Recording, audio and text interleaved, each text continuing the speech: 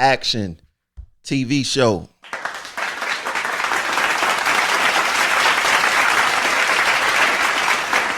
I'm not gonna try to be on too long today. I'm having a little issue with my breathing. I'm still recovering from this COVID thing.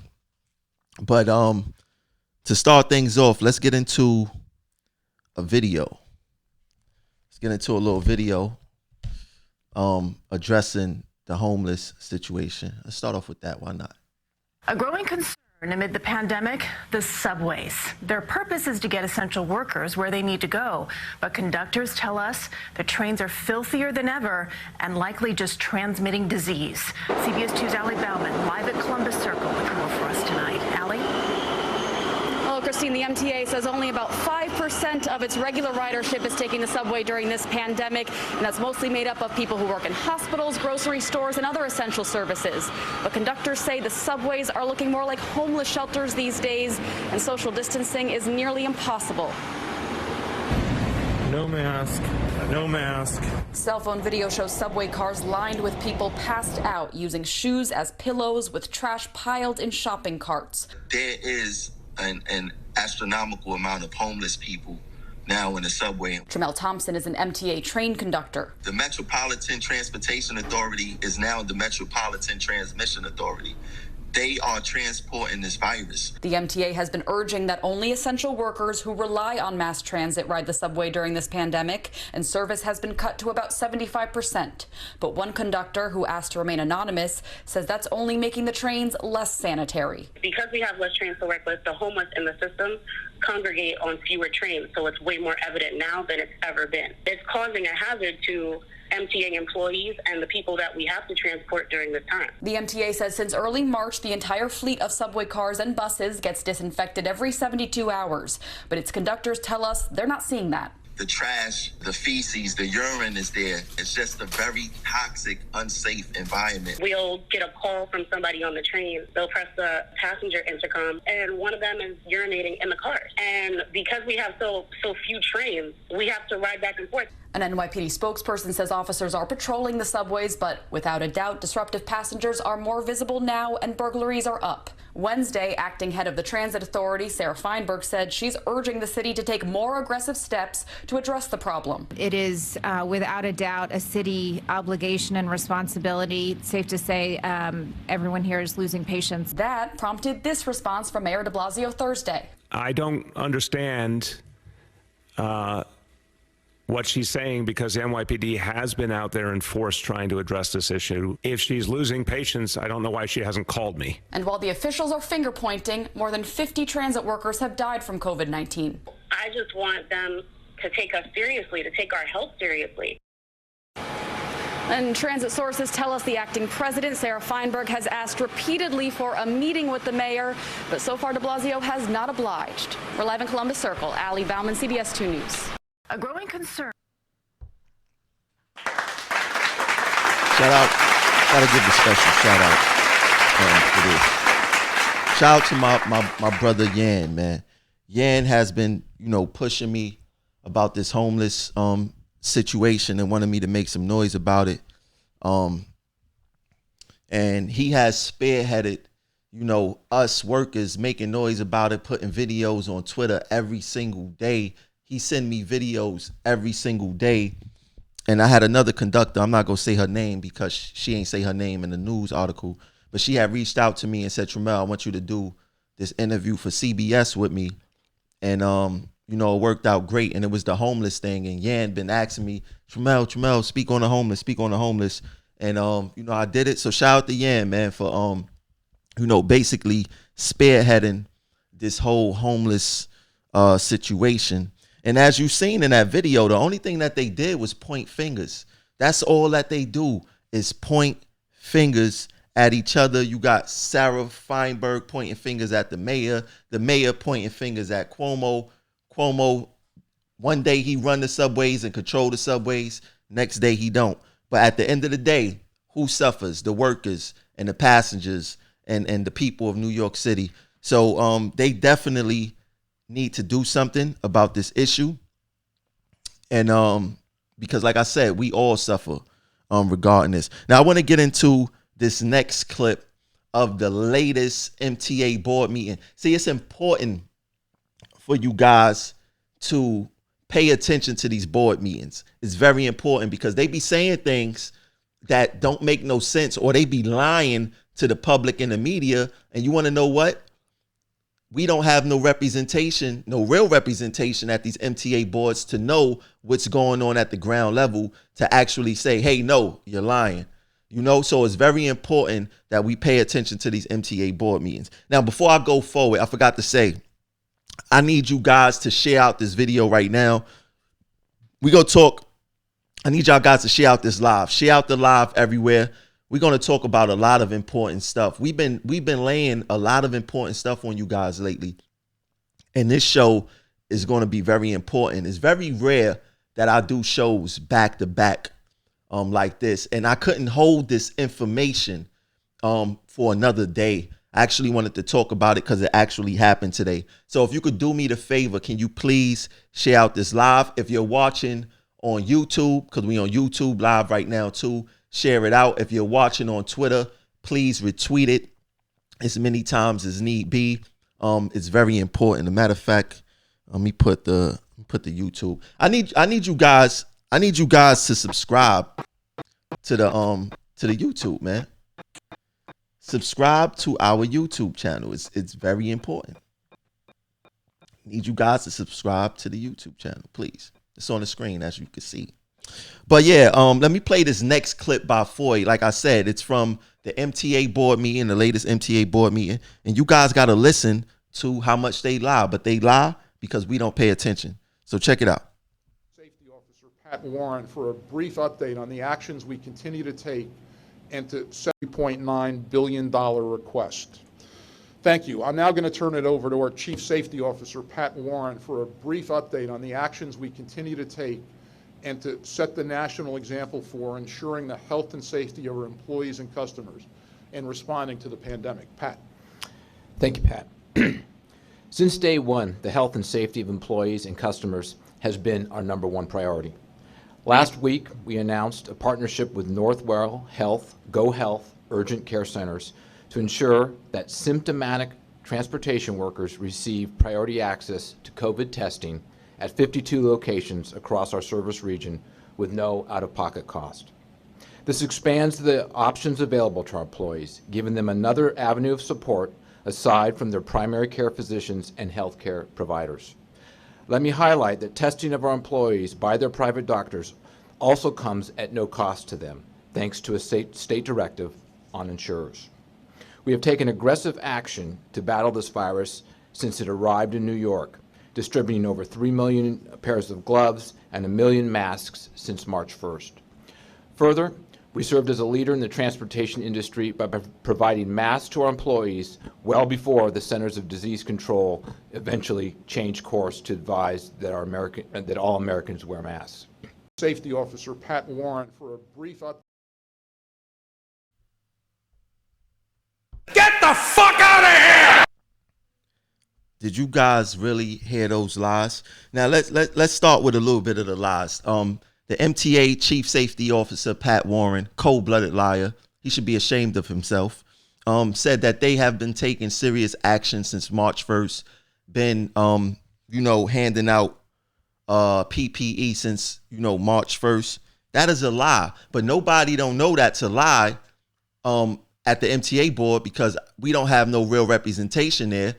And like I said, people just don't know the facts. So if he was handing out PPE since March 1st, then why on March 2nd you told us it was against the uniform policy for us to wear masks? If you've been handing out masks since March 1st, then how on March 2nd is it against uniform policy? On March 8th, you guys in the middle of a pandemic could say you could wear masks, but you got to provide your own mask. So if you guys was handing out masks, why did we have to provide our own masks? If you handed out hundreds of thousands of masks, then why did we have to hand out our own mask? It makes no sense. What is this? March 19th. If you guys was handing out masks, then why in this map store depot it says that face masks are not to be issued to you? So these guys are some cold-blooded liars. Cold-blooded liars. And the MTA, they do not care about anything but themselves, and they are free to lie in the media to people who just don't know better, because the media don't know what goes on the front line or how things are being fought or anything of that nature. Now, I told you guys, I need you guys to share out the live. Please share out the live. We're about to get to the real important information. And a matter of fact, before we get to the real important information, make sure if you guys want to donate. A lot of people ask me how to donate, and I say this every show. In fact, the donation stuff is in the link of the video. If you want to donate to the platform, the Cash App is Progressive Action 100. The PayPal is Progressive Action. You can send your donation there. I do this every show. I'm happy for the people who have donated. If you want to join us via Patreon, which is a recurring fee, you could do that also in the link of this video. Now we're going to get into the meat and bones of the show. Like I said, I'm not going to be on the show for long because I'm having breathing issues due to this COVID stuff. And I've been having this for over a month. So I don't know what's going on. I had a medical doctor. For those who don't know, I had Senator Kevin Parker on the Progressive Action TV yesterday. And I had Dr. Adebenke Adebayo. I went to high school with her. She's a medical doctor now. And she was explaining a lot of this COVID stuff and how it attack your organs.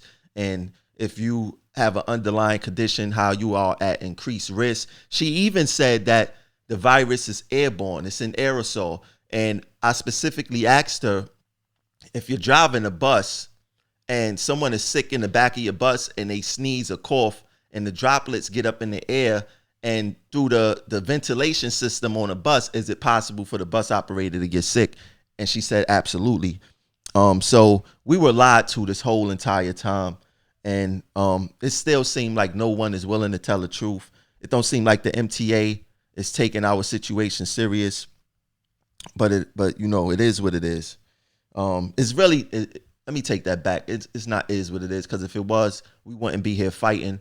We wouldn't have people like Yan. We wouldn't have people like Jocelyn, Nuke, Ben, Gomez. We wouldn't have those type of people. Willie Colon, who's retired, Denise. We wouldn't have those individuals involved if it was what it was. It would be business as usual. So shout out to the team. But we got to talk about some things and how dirty this company plays. And not only the company, Cuomo too. So for everyone, there has been this big thing about us getting the EFMLEA. And it basically provide us time to be home with a child. A lot of us have kids. Everyone knows the schools are closed, especially in the tri-state area. Schools is closed. I think in the whole United States, schools are closed. So who is there to watch our kids? So the federal government came out with an act, and the benefits of the EFMLEA is, you know, you could take care of a sick child, you could take care of a child while their school is closed, and you could care for a loved one with COVID-19. Now, this is the problem with this. Once the federal government came down with this, the MTA, the governor, had to figure out a way how to disqualify MTA workers from having this benefit. And this is a benefit that all of us need. You know, all of us need. If you have a family member that gets sick, you should be able to take care of them. You want to know why? Because when we got sick at work, they didn't put us anywhere. We were to go home to our healthy family members and infect them. So now if we catch this disease at work and we go home, and we may be asymptomatic. For those who don't know, asymptomatic is for the people who don't show symptoms of the disease. So you carrying this disease, you don't know because you're fine, and you go home to your loved ones, you get them sick. So now they're sick. They need your help because this disease is very, very serious. So now they need your help. What the MTA says, no, let your family member die. You come to work. You come move this train. You come move this bus. You come sweep this platform. You collect the money, or just I don't know what station agents is doing now, but you do what you do over there. You maintain these trains, or whatever the case is. They don't care. They only care about employee availability. And the only thing that I could say and see that if you tested positive for COVID, the only thing I could see you doing is going out on comp, and not go out on comp despite the company, but go out on comp because you don't know what the effects of this disease is. The scientists don't even know. So we can't even listen to the MTA. I have this COVID thing for over a month, and I'm still having breathing issues. You have a whole bunch of other people still having respiratory issues way after a month of being infected. And the 2 weeks quarantine, that's BS. That's BS. There's a lot of scientific evidence out there that say that that say that COVID-19 lasts way longer than 2 weeks. To recover, you probably will be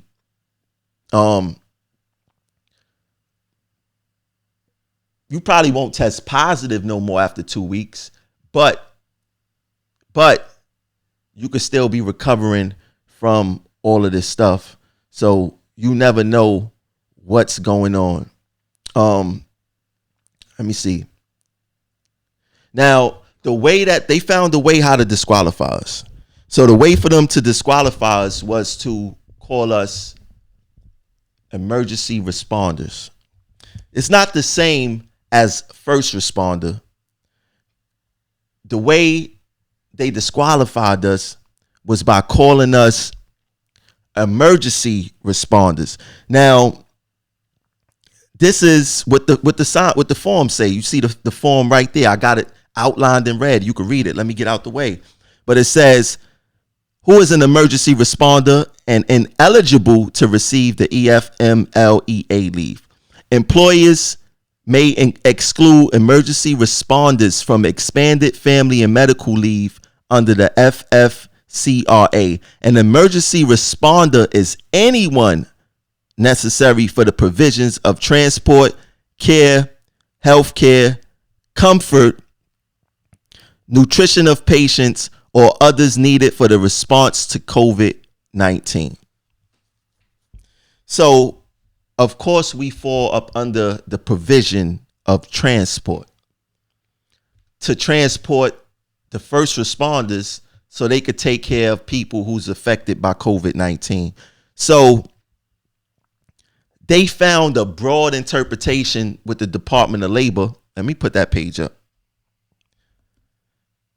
They found a broad interpretation through the Department of Labor, and they screwed us. They screwed us big time. And like I said, a lot of us, we need those benefits. Now we're going to address this again later in the show, because Cuomo said something really crazy today, and he's lying. I mean, Cuomo is really a con artist. He's a manipulator. You know, he used his family. He got a story. If you watch any one of Cuomo lot for the past 67 days, he done introduced us to his family 67 times. Matter of fact, get the fuck out of here! I don't want to, no disrespect. I'm not trying to disrespect anybody's family, but I don't want to hear about his grandfather. I don't want to hear about his daughter. I don't want to hear about his mother. I want to hear the real stuff that's going on, because he's not talking about what's really going on and what he's doing to affect MTA workers and how he's screwing us behind the scenes. I don't want to hear it. I don't want to hear it.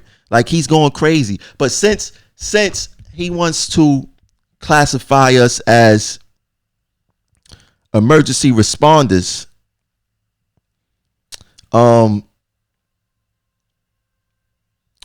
he have to change some things. Since we are classified as emergency responders, why don't he fix the pension? We should be 22 and out, like the first responders. We should have a higher base salary, like the first responders. We should have unlimited sick, like the first responders. We should have 5 weeks vacation, after 5 years, like the first responders. We should have longevity pay after 5 years, $5,000, like the first responders. See, he want to label us when it's beneficial to him. But when it's time to have a contract, let's not forget, he told us, Foy, be tough with TWU Local 100. See, he's playing all these games with us, and it's becoming very, very upsetting because it's like people is falling for it. He's a media darling. He's not doing anything special. New York is number 6 in the world in coronavirus deaths. What is Cuomo doing so special? He's not doing nothing for us. He's not doing nothing special for us. So what is he doing?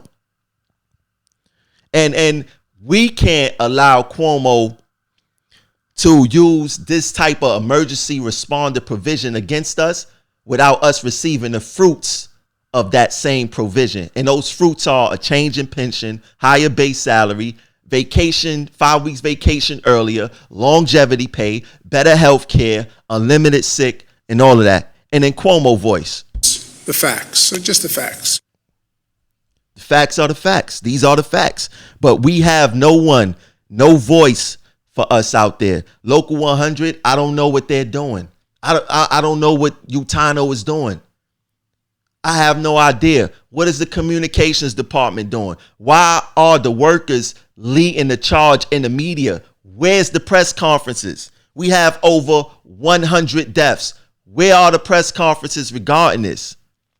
And I know y'all hate for me to say, you know, Tramel, you talk about race too much. You got to leave race alone. What are we hearing in the media? The same thing I've been telling y'all for months and years about race.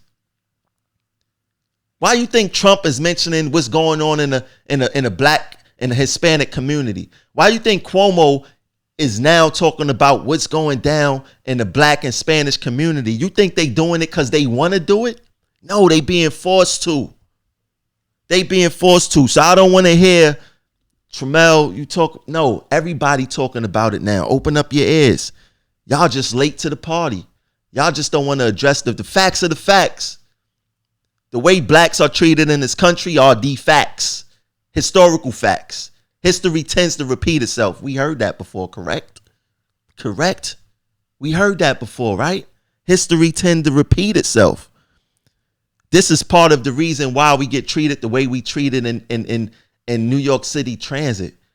Like, how can we be a part of Long Island Railroad, Metro North, and we part of the same parent company, but the company with the most Caucasians get treated way better than the company with the most minorities or most African American or most Hispanics? The company with the most black and brown people get treated the worst. Part of the same company. I ain't comparing us to a company in San Francisco. I'm not comparing us to a company in Idaho or transportation. I'm not comparing to any of that. I'm comparing to the same company in New York City. They work in the same building, and people will make excuses. Oh, it's because they have a better union. It's because that they federal. It's because of this. No, stop making those excuses. That's just to confuse you.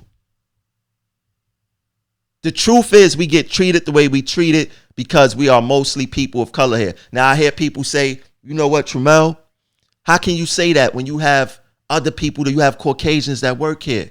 You ever heard of collateral damage? In order for them to get some of us, they got to get some of them too. And it's no offense. I didn't make up the rules. I'm just telling you historically how this stuff works. This is historical facts. I'm not making any of this up. If you look at the death list, the actual faces of our coworkers who died because of COVID-19, who do you see more on that list? You see people of color, black and Hispanic, right? You see a sprinkle of Caucasians, right? But the majority of it is us. There's a reason for that. And please stop using that. Oh, he's playing a race card. I'm not playing a race card. I left race alone for a little while. I'm just reiterating what Trump been talking about lately and what Cuomo been talking about lately. And please stop using that whack excuse. Pro-black don't mean anti-white. It doesn't mean that. Just like how you have a Jewish person take pride in their people, you have Indians take pride in their people, you have all these other nationalities and races take pride in their people. But when blacks take pride in their people, we're called radicals, we call extremists, we call all these other names. The narrative is weak. The narrative is corny. You could use that on someone who's not educated. You would not be able to use that on me.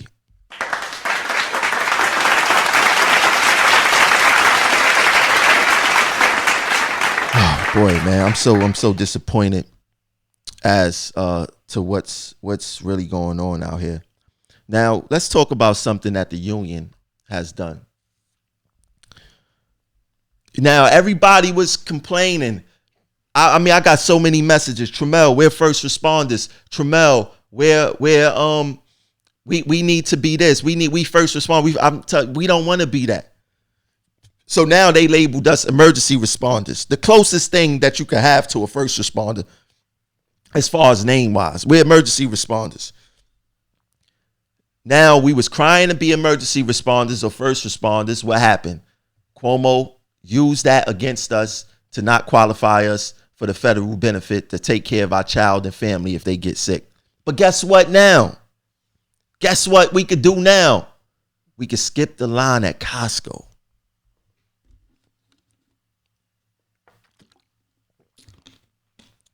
We can skip the line at Costco. Is this what we really was fighting for? Skipping the line at Costco? Is this what it's really about? Skipping the line at Costco? I mean, listen, I get it. We know what we're doing out there on the front lines. We want to be treated with dignity and respect. When we go to these shopping malls and areas and stores, we want to be able to get preferential treatment like NYPD, FDNY, sanitation, correct? We want that. We deserve that.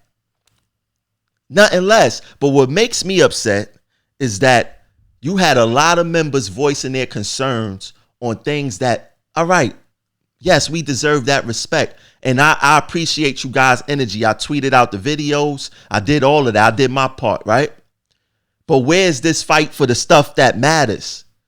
Where's the camera in these bosses' faces when they treating us a certain way? Where are these cameras and all this anger when the union is trying to shove a third-tier contract down our throats?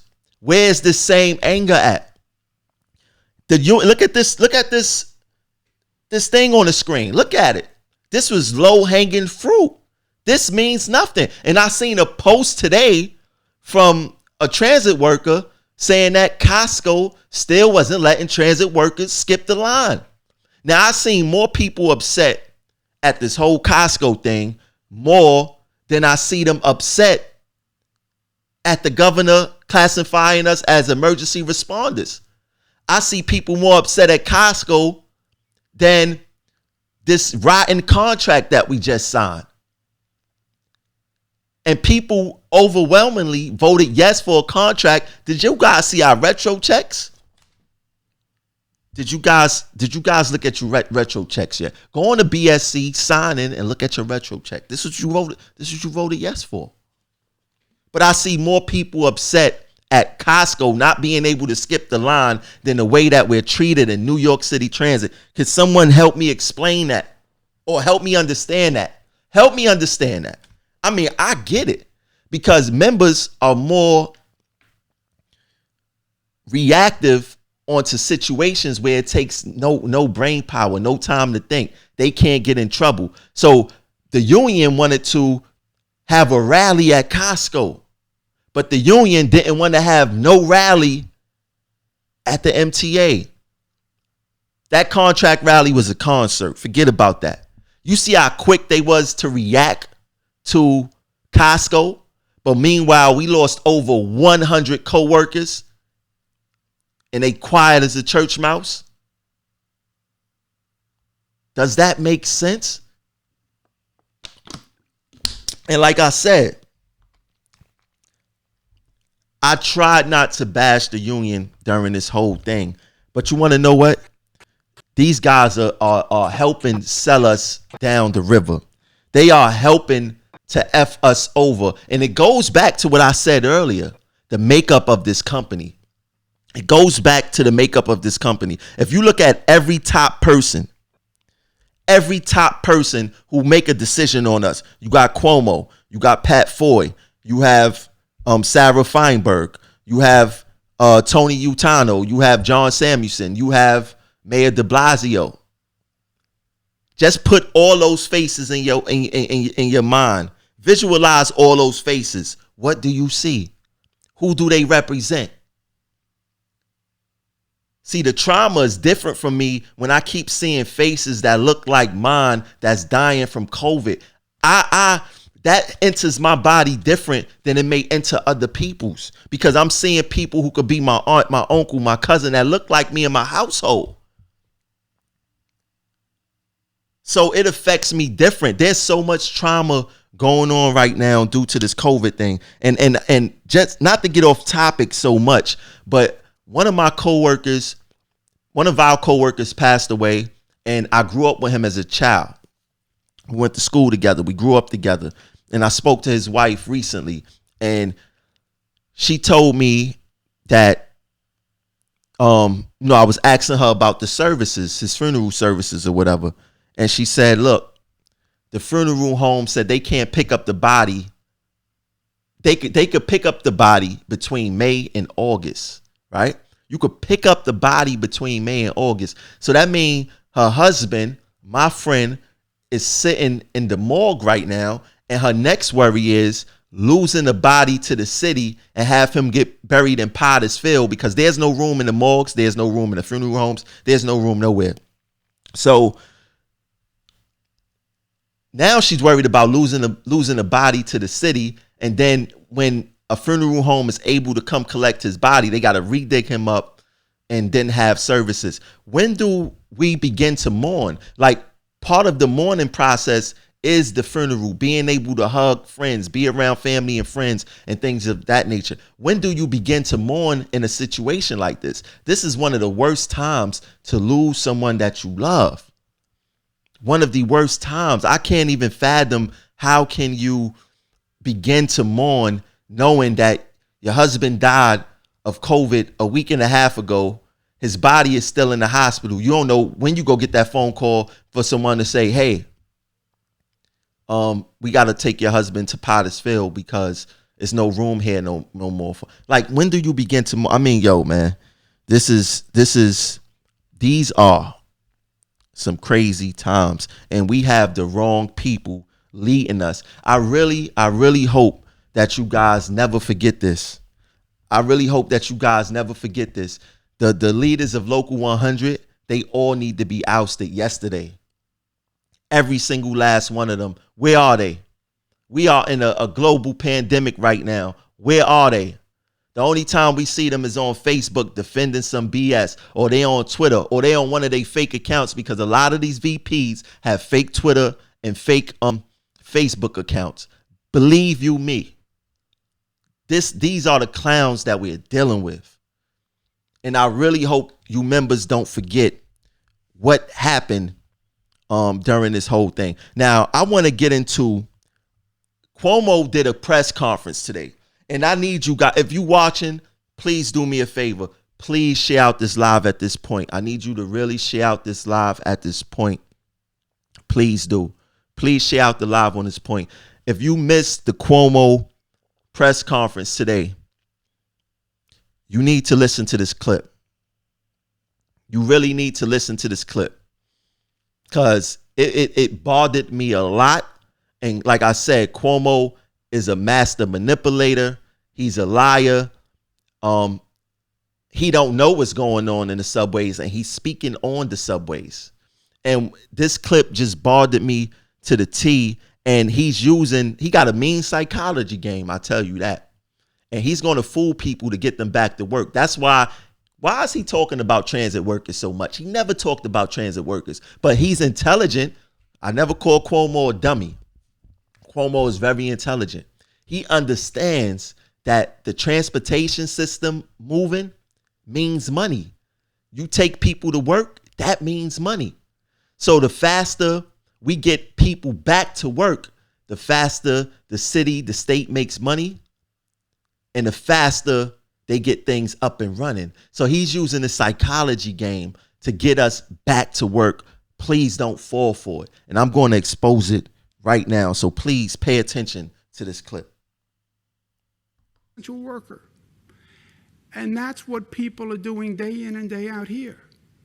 The person who delivers the groceries, the person who's driving the bus, the person who's driving the subway, the nurses, the doctors, the orderlies, all these people who are showing up every day. Not because of the check. They could stay home too and file for unemployment. No, they're doing it out of their sense of honor and their sense of dignity and their sense of pride. This is their mission. This is their role. They're New Yorkers. They're Americans, and they're going to show up. The police officers, the firefighters. I mean, everyone's petrified. You're going to be a police officer? You're going to pull people over in a car? You're going to go into a house for a domestic disturbance? Wrestle with somebody in the house? You don't know who it is? That's what they do. That's their job. That's why I wanted to thank the healthcare workers. And everybody thanks the healthcare workers. But it's not just the healthcare workers. It's all the people who've been out there all this time, making sure everyone else could stay home. They have higher infection rates. They're getting paid a minimal amount of money. They have families at home too that are suffering, but they're getting up every day and they're doing their job. So as we talk about reopening, protect and respect the essential workers. They need testing. They need equipment. They're putting their lives on the line. Protect and respect the essential workers. Public transportation, we've kept running because they need it to get to work. That's why public transportation continued. We talked early on about closing down public transportation. They said, forget it. That's how the nurses are getting to work. That's how the orderlies are getting to work. Nobody will be in a hospital. Nobody will be there to deliver the food. Nobody will be in the power plant to keep the lights on. Nobody will be at the telecommunications department. Public transportation is vital for them. Well, then make sure public transportation is safe and disinfected. The New York Daily News ran a story today on the public transportation in New York City. And their front page is a picture of a subway car filled with homeless people and their belongings. Respect the essential workers. That is disgusting, what is happening on those subway cars. It's disrespectful to the essential workers who need to ride the subway system. Upstate New York need to ride the buses to get to work. They deserve better, and they will have better. We have to have a public transportation system that is clean, where the trains are disinfected. You have homeless people on trains. It's not even safe for the homeless people to be on trains. No face masks. You have this whole outbreak. We're concerned about homeless people, so we let them stay on the trains without protection in this epidemic of the COVID virus? No, we have to do better than that, and we will. Essential worker. And that's what people are. Get the fuck out of here! I don't know if you guys picked up on it, but when I was listening to his live press conference today, I was surprised that he said such things. And we're going to break it down right now. Now, Cuomo said that MTA workers, right? We don't come to work because of a check. We don't come to work because of a check. Do he have any idea how many MTA workers are here only because of a check, while we are risking our lives every day because of a check? Do he know that we come to work because we don't have no sick time, because we don't have no other available time to take off to protect ourselves and our families, especially during the time when the MTA didn't give us no PPE? Is this what Cuomo is saying? Cuomo don't understand. And that comment shows me that he's not in touch with real essential workers. He said, we let the homeless stay on the train without a mask. Didn't he let us MTA workers operate trains, operate buses, clean platforms, maintain buses and trains, collect money, station agents? Didn't he let us do that for weeks without a mask? This the same company who was telling us that a mask was against uniform policy. Is he serious right now?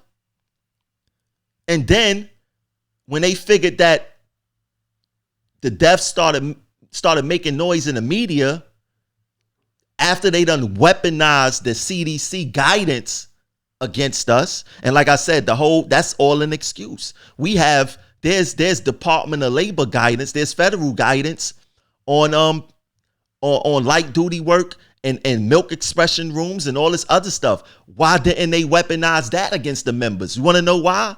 Because it didn't fit their narrative and it was beneficial to us. The MTA only cite things that's beneficial to them. So them weaponizing the CDC against us was their fault, their negligence, strictly.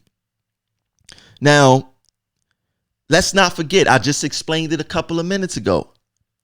We are here not because we want to be here, not because we doing this out of honor, dignity, and pride. You know why we here? We are forced to be here.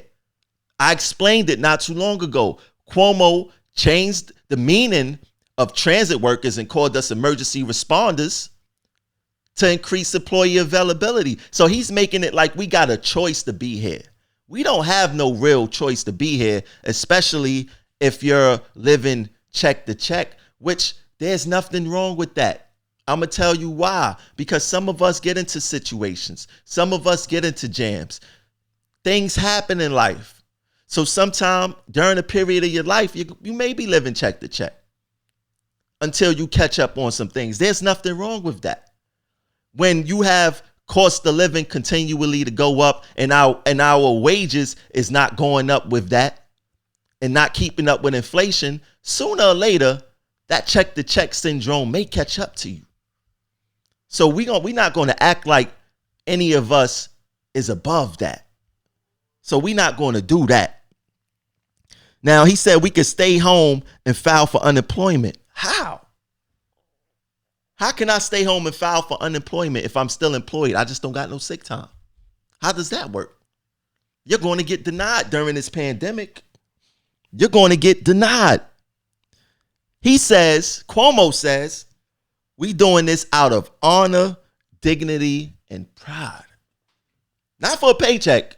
We are doing this out of honor, dignity, and pride.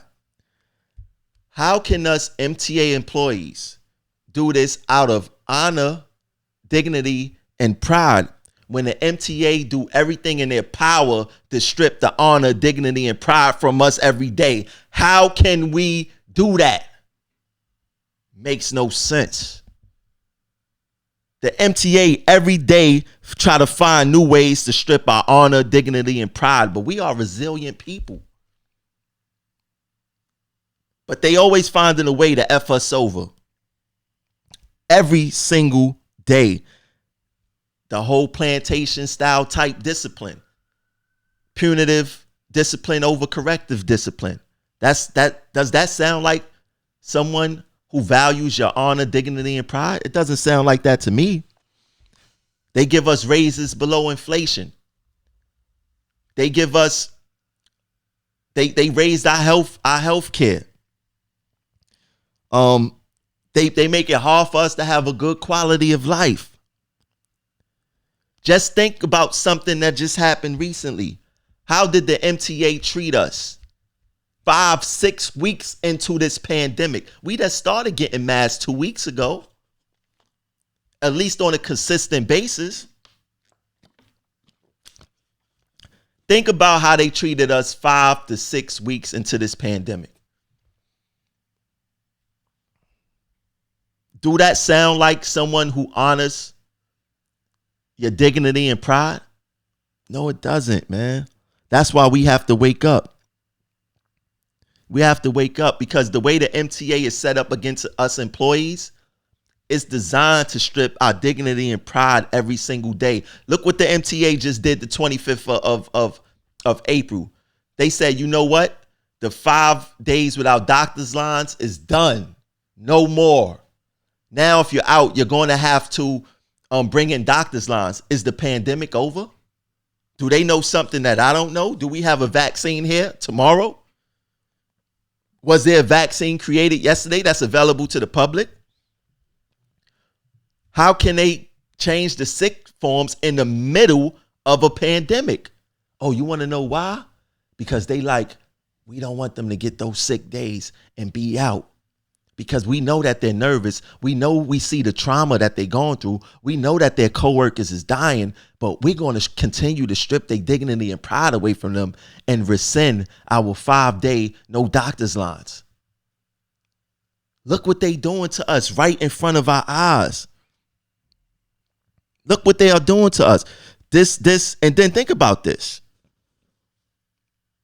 Cuomo know exactly what he's doing. Like I said, he's no dummy. He's quite intelligent and he know how to use stuff to his advantage. He know that most of the workers here in New York City Transit is black and brown. He knows that. He knows through social engineering and socioeconomics that we are economic slaves to the system, hence us living paycheck to paycheck. Hence why we got to do so much overtime just to make ends meet. If the MTA today was to cut everything to 8 hours, be honest. Be honest with yourself. How many of us will be screwed up right now? If that's not the case, why are we always crying, oh, they cut this run, they cut this run, they making everything 8 hours? We cannot survive. I could almost guarantee 75% of the membership will not be able to survive off an 8-hour check. God bless the cleaners that don't get overtime and other titles who stuck at 8 hours. And let's talk about that too real quick. I ain't got it written down, but we're going to talk about that. Cleaners are the only title in New York City Transit that start at an inferior wage progression. Cleaners are the only title that start at 60% of their top pay.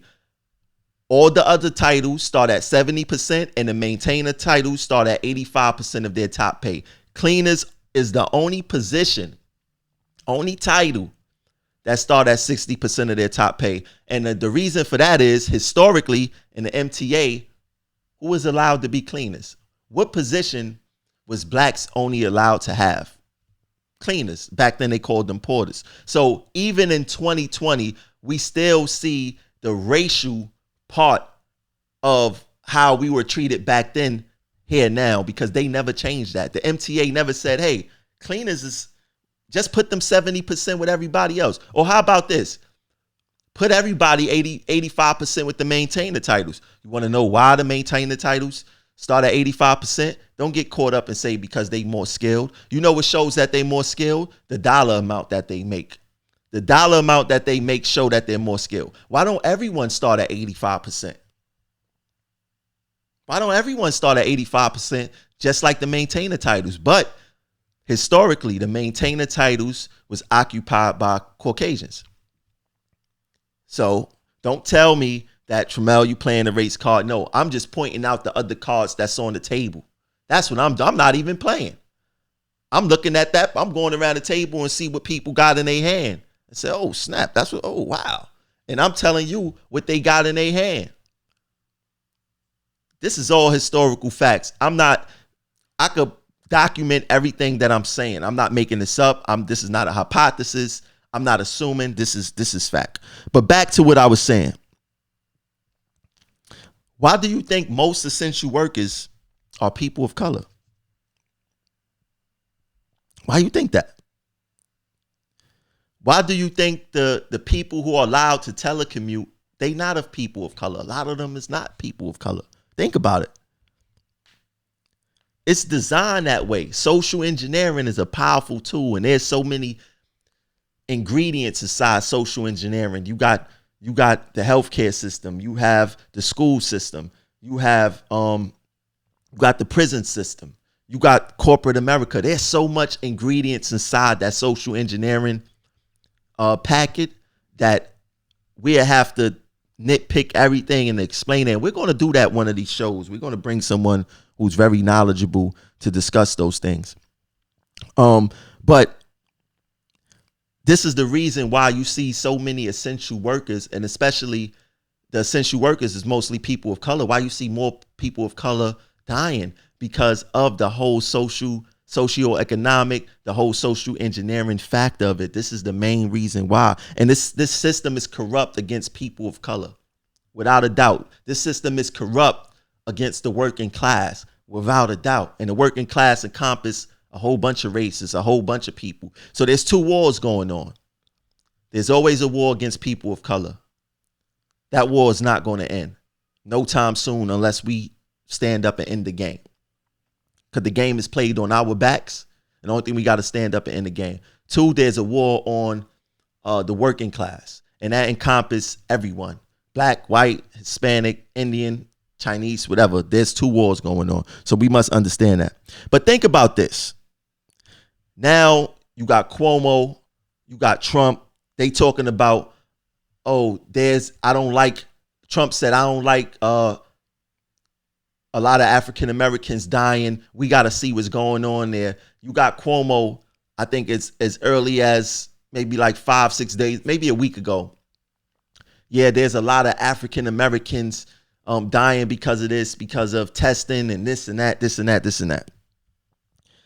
You guys got to pay attention to what's going on, right?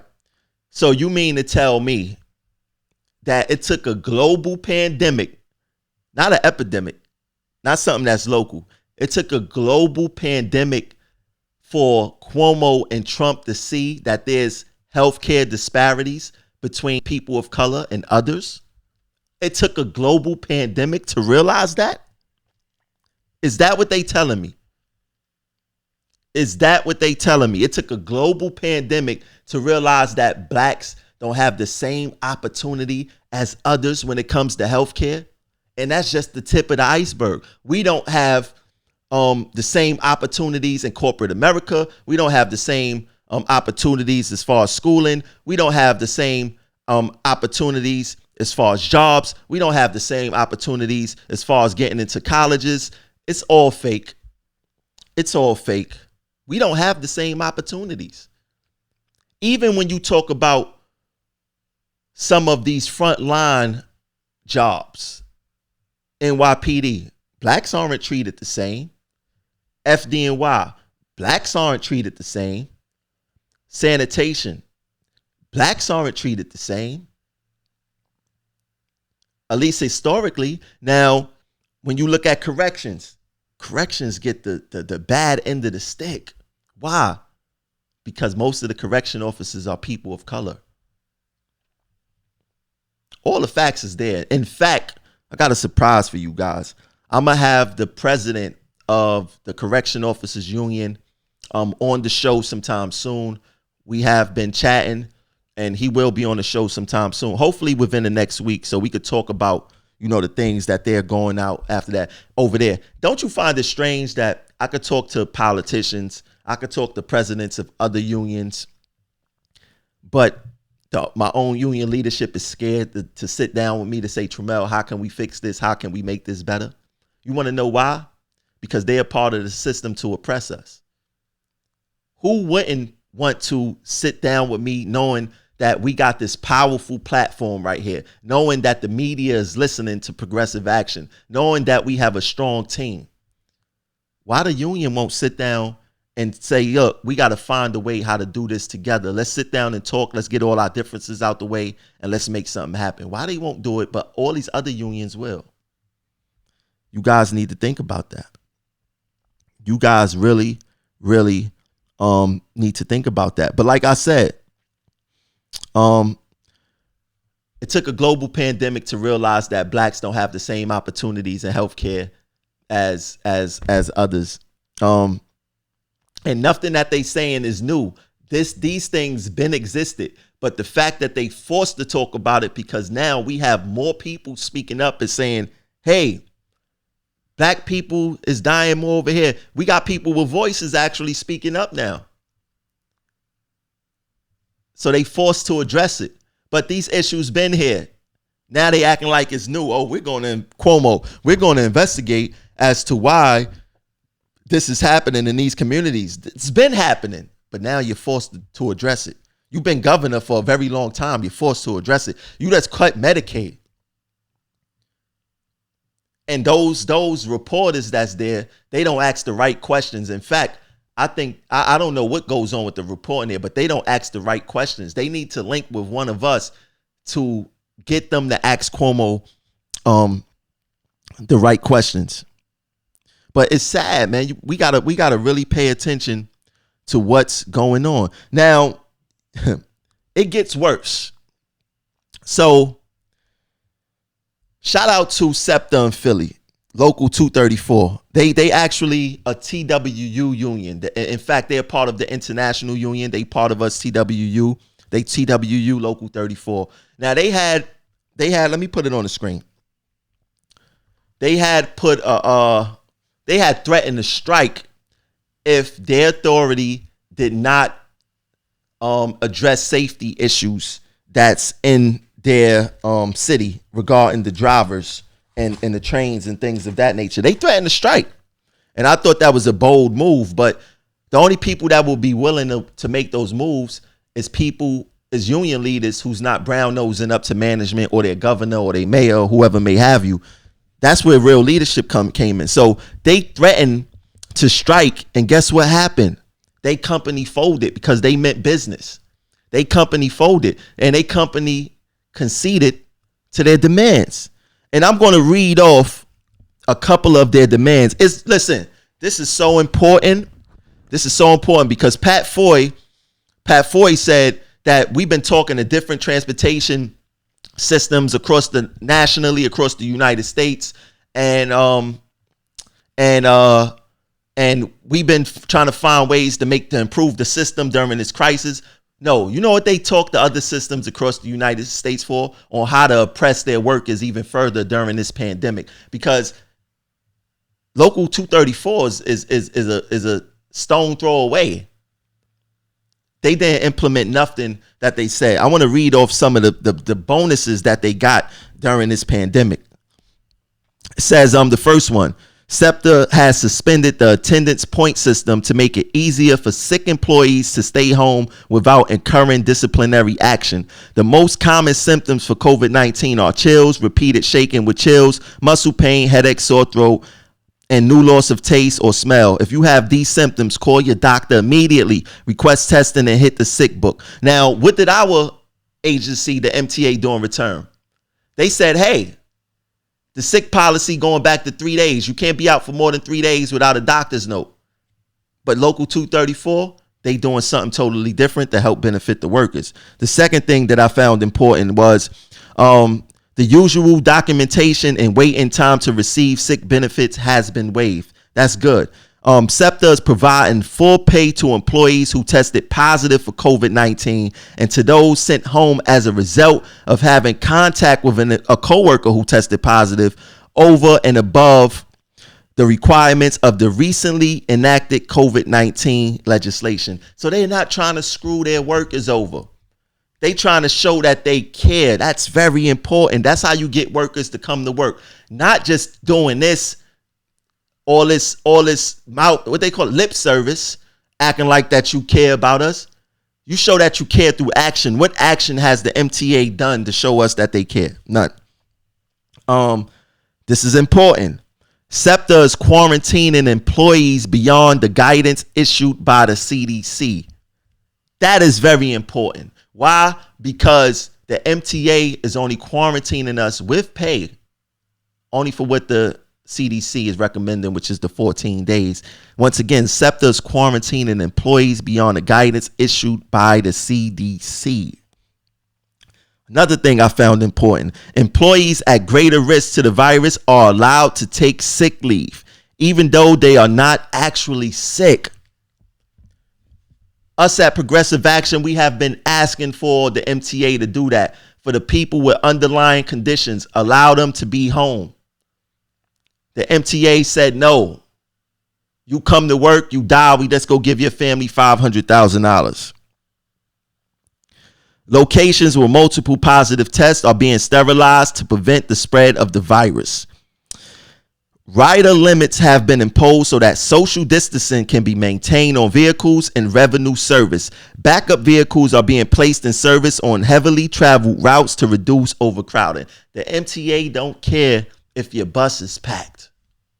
They don't care. And you want to know what? Your bus is more packed when you cut off 10 feet of the front of it. You have a whole bunch of people in the back of the bus. Some of them still not having masks. And like I said, or like Dr. Adebenke said yesterday on the show, if you cough in the bus, the droplets, this coronavirus goes through the ventilation system and you could get sick that way. This is how plenty of bus operators got sick. They driving actually a test tube full of germs.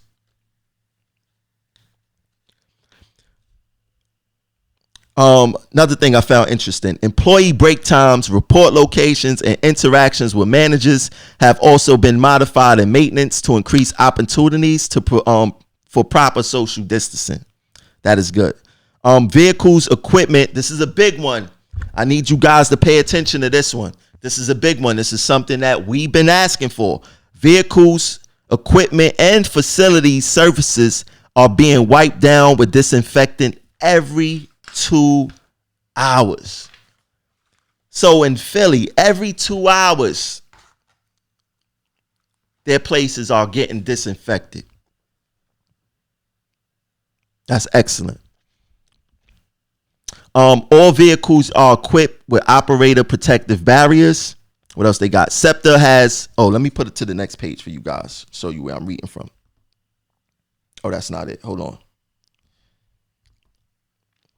Yeah, so this is the second page. So SEPTA has procured personal protective equipment, including gloves, 6,000 surgical masks, and 10,000, listen to this, 10,000 reusable, washable neck gaiters to enhance the safety of all employees.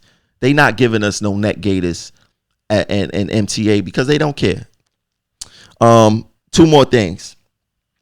We are still working to achieve a more accurate system for identifying positive cases and conducting contact tracing, including training for those assigned as contact tracers, and continue to quarantine employees with pay who came in contact with a coworker with a positive test. So keep in mind, they said that they are quarantining employees beyond the CDC guidance and they quarantining them with pay. Here, you're only being quarantined for 14 days. Then after that, you're on your own. That's why us at Progressive Action, especially Jocelyn, has been saying fill out an IOD, especially if you test positive for COVID. Hold on.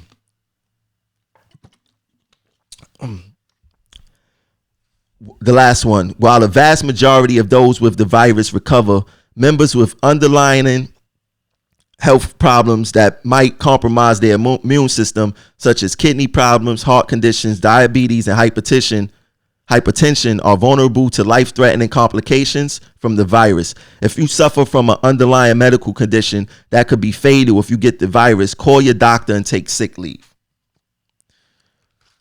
The MTA is offering us none of that. None of that. They not offering us none of that. None.